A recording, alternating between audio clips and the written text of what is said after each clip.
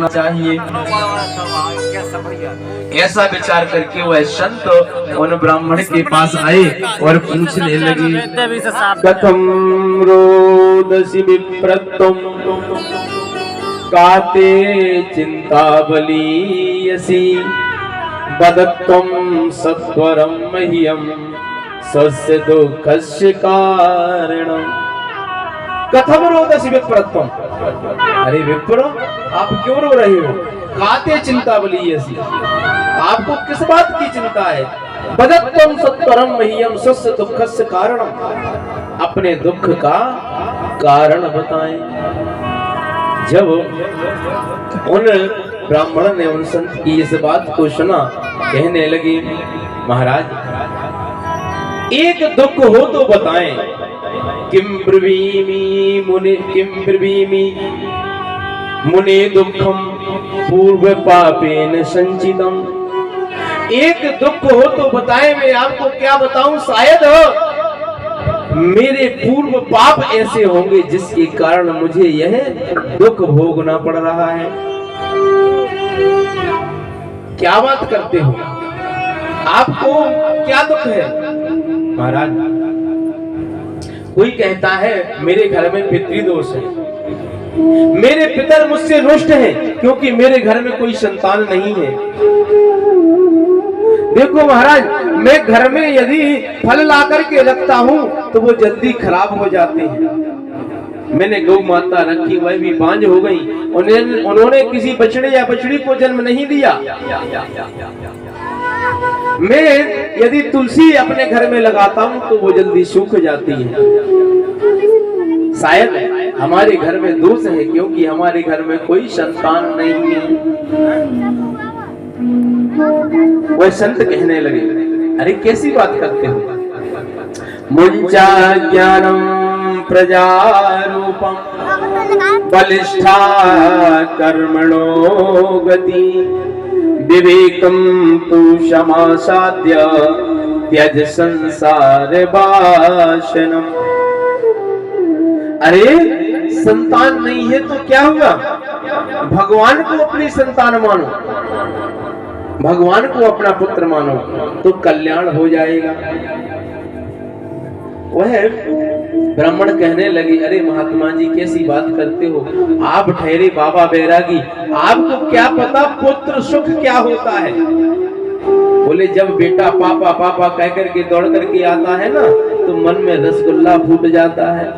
महाराज आप बाबा बैरागी हो, आप क्या जानो पुत्र सुख क्या होता है? फिर वह संत और समझाने लगे, देखो आप मोह में मत पड़ो, मोह में आप मत पड़ो। यदि जिस प्रकार आप प्रजा से पुत्रों से मोह कर रहे हैं, यही मोह यदि आप भगवान से करेंगे तो कल्याण हो जाएगा। अनन्य ममता विष्णु ममता प्रेम संगता भाव शैव सदन्द्रात्मा बोधई प्रेम निगद्यते। यह प्रेम आप भगवान से करें तो कल्याण हो जाएगा। कहते हैं जब उन महात्मा जी ने अनेक प्रकार से समझाया लेकिन उन ब्राह्मण की समझ में कुछ नहीं आया।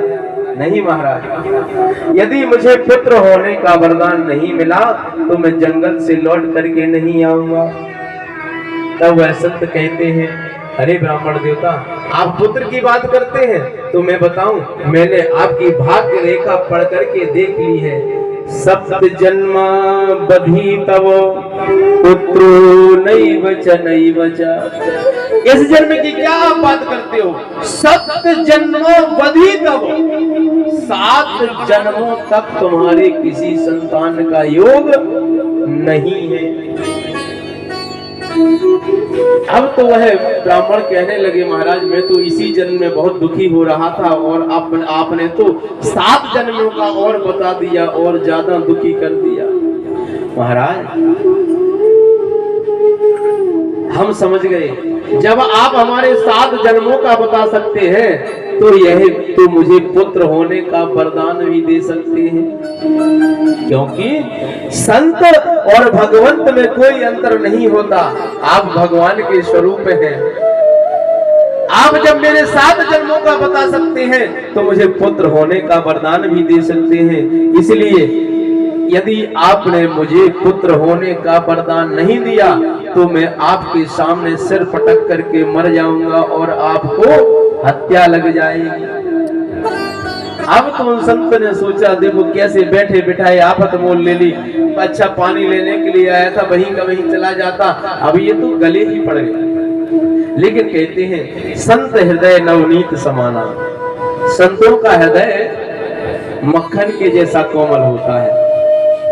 दया आ गई, तुरंत अपनी झोली से उन संत ने एक फल निकाला और निकाल करके उन ब्राह्मण के हाथ में दे दिया कि इस फल को ले जाओ, ले जा करके अपनी पत्नी को खिला देना। नियम बता दिए, नियम बता दिए कि भगवान का पूजन करे, भगवान का भजन करे, किसी से झूठ ना बोले, लड़ाई झगड़ा ना करे और प्रयास करे कि एक टाइम भोजन करे, सात्विकता से रहे। अनेक प्रकार के नियम बता दिए। वह ब्राह्मण उस फल को लेकर के बड़ी प्रसन्नता से अपने घर आए और आकर के वो फल अपनी पत्नी को दे दिया और कहा, देवी देखो इस संत ने हमको फल दिया है, इस फल को खाने से हमारे यहाँ पुत्र होगा, बड़ा आनंद आएगा।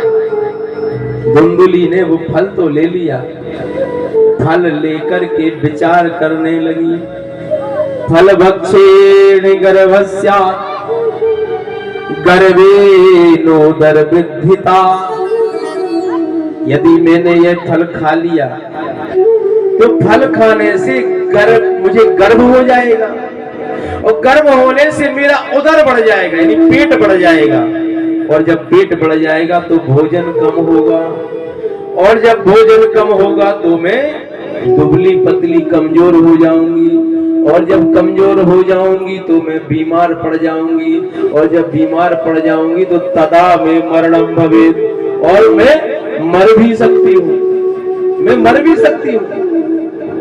फिर विचार करती है, चलो ये तो ठीक है, और यदि मैंने इस फल को खा लिया और फल खाने से मैं गर्भवती हो गई, और दैवात घाटी ब्रजेत ग्रामे पलायेत गर्भिणी कथम, अगर देव योग से गांव में आग लग गई तो गर्भवती स्त्री कैसे भाग पाएगी? तदा में मरणम भवेत्, तो भी मेरा मरण हो जाएगा, तो भी मैं मर जाऊंगी। कहते हैं उसने धुंधली ने एवं कुतर्क योगेन तत्फलम नैव भक्षितम्, अनेक प्रकार के कुतर्क उसके हृदय में आए और धुंधली ने उस फल को नहीं खाया, रख लिया। एक दिन की बात, धुंधली की एक पड़ोसन धुंधली के से मिलने के लिए आई। धुंधली उससे कहने लगी, देखो हमारे पतिदेव फल लेकर के आए हैं, एक संत ने दिया है, क्या फल को खाने से संतान की प्राप्ति होगी? वह पड़ोसन बड़ी भक्तानी थी, बोली हाँ हाँ धुंधली तू तो भाग्यशाली है, जो संत ने तुझे फल दिया है ना, जरूर तेरे पुत्र होगा। लेकिन उसकी बात भी धुंधली ने नहीं मानी। एक दिन की बात, स्वेच्छा से धुंधली की बहन धुंधली से मिलने के लिए आई।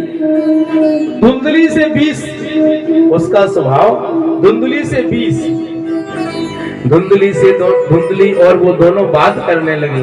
धुंधली ने कहा, देखो तुम्हारे जीजा फल लेकर के आए हैं और कहा है संत ने फल दिया है, फल को खाने से हमारे पुत्र होगा, क्या होगा बहन? उससे भी 20 थी। बोली देख कैसी बात करती है बहन, ये बाबा बैरागी ऐसे ही घूमते हैं, कुछ नहीं होने वाला, कुछ नहीं होने वाला, फल खाने से कहीं गर्भ कहीं संतान होती है।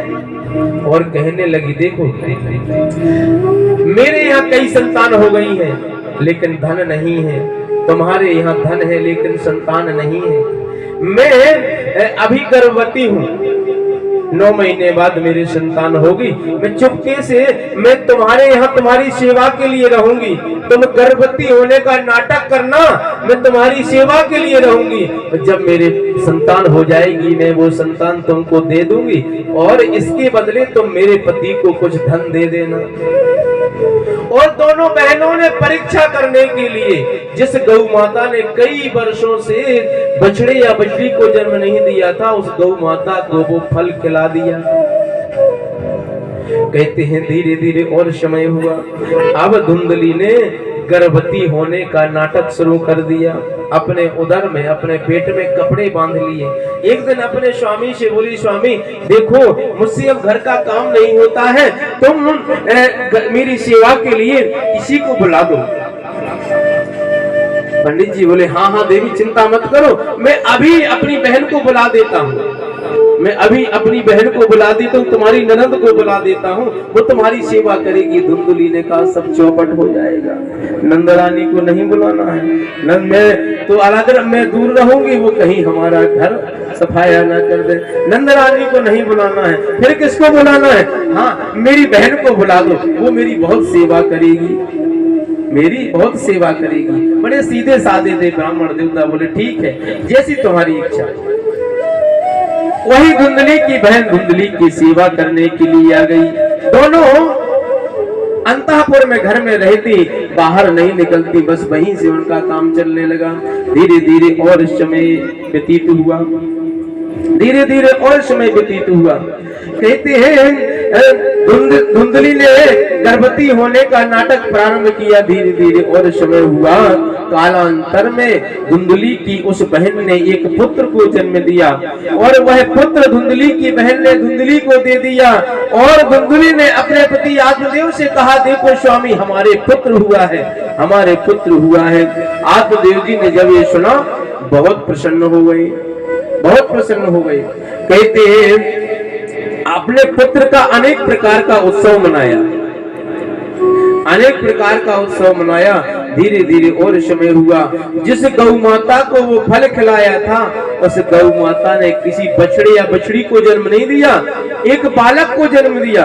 उसके कान गौ के जैसे थे, बाकी पूरा शरीर उसका बालक के जैसा था। कहते हैं देखो लोगों को बदलने में देर नहीं लगती। जो आस पड़ोस वाले पहले आकर के आत्मदेव की बुराई करते थे ना, अब सब आकर के आत्मदेव की बड़ाई करने लगे।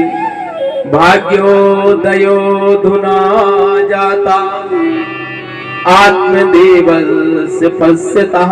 अरे देखो आत्मदेव कितने भाग्यशाली है।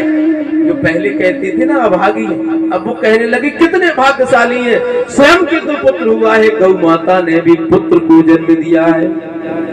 कहते हैं लोग आत्मदेव की प्रशंसा करने लगे कि यत् कालेन तौ जातौ तरुणौ तनया बुभौ गोकर्णः पंडितो ज्ञानी धुंधकारी महाखलः।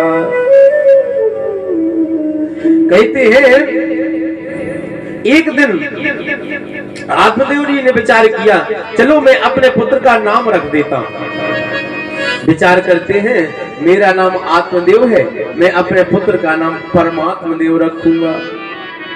लेकिन धुंधली देवी आ गई। अरे स्वामी कैसी बात करते हो, 9 महीने गर्भ में मैंने रखा और नाम आपके ऊपर, ऐसा नहीं होगा। फिर देवी जो मैं कहूंगी वो नाम होगा। ठीक है देवी बताओ क्या नाम रखना है। बोले देखो मेरा नाम धुंधली है, मैं अपने पुत्र का नाम धुंधकारी रखती हूँ, अपने पुत्र का नाम धुंधकारी रखती हूँ। आत्मदेव ने कहा कोई बात नहीं देवी, जैसी आपकी इच्छा।